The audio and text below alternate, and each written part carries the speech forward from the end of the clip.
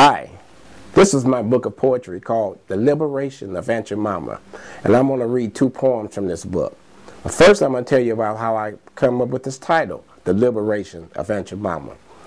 In the early 90s, I was in a grocery store about to buy a box of pancakes, and I noticed on the box the image of Aunt Jemima had changed over the years. She no longer wear that red polka dot head rag, but have a perm and wearing lipstick and jewelry, and lost about 50 pounds. I thought that was symbolic of the black woman of the day, how she's no longer a scrub woman or a mammy of other folks' kids, but a corporate leader, CEO, Secretary of State, high places of government.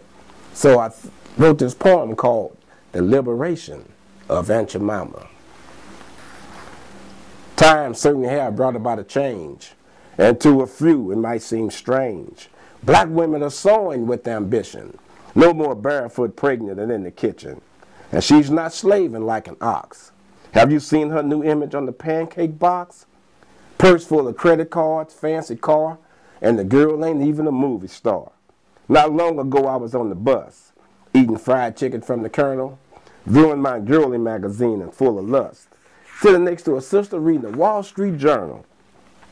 I said, "Pardon me, baby, where you on your way? I'd like to know your name if that's okay. Your perfume I surely adore. I believe we met somewhere before." She says, "I'm on my way downtown to City Hall. I must chair a council meeting, and that's not all. Then I'm flying off to the United Nations to advise on a classified situation. Sorry, but I failed to remember you. Were you ever in Zaire, Sudan, or Istanbul? Or perhaps it was Rome, England, or by chance it was Chad, Morocco, or Paris, France. You see, I'm multilingual and I travel a lot, and the universe is my melting pot. But once a month I take this bus, just my way of staying in touch. Nefertiti is my name, and universal peace is my game. I attended Benedict College in South Carolina and earned my bachelor's degree. Then I went to Fisk and received my master's in Nashville, Tennessee.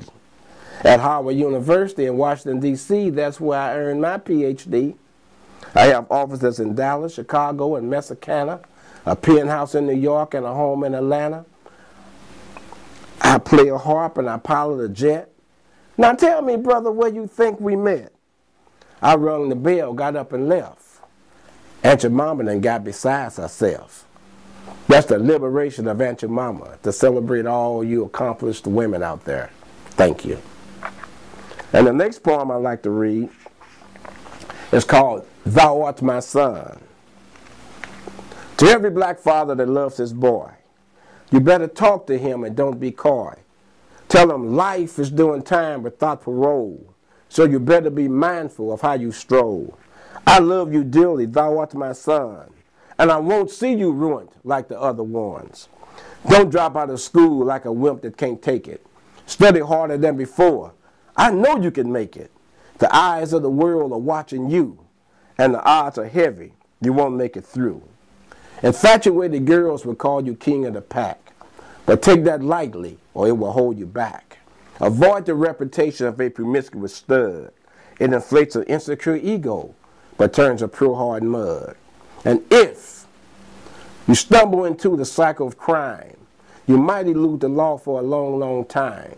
But when you're caught, remember this: there ain't no honor in being a snitch. Thou art my son.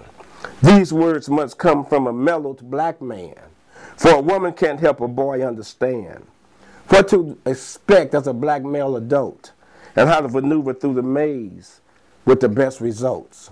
Listen, my son, I think that you should know all that shines isn't gold and all that's white isn't snow. Be careful who you consider friend. The biggest smiles will do you in. Though you should always be forgiving, that's God's advice. But never let the same dog bite you twice. And when your heart is troubled and your mind seeks peace, and there will be times you're harassed by the local police, just reach within your soul and beseech the Lord. He'll see you through when times are hard. Thou art my son. Avoid all substances that sedate your mind, or your brain power will lag behind. And here's some useful information that you should deem, and it will bring you racial pride and high self-esteem. To know your great ancestors were of royalty, and were embraced with honor and loyalty. In order to enjoy a life of dignity, you must study your black history. Making babies don't prove that you a man. Save your money, boy, invest in land. Respect your mother and all womankind, but know a virtuous woman is hard to find. Don't be manipulated when females whine. That's a tactic some use from time to time. Now remember these words even when you're old. Wisdom is more secure than gold.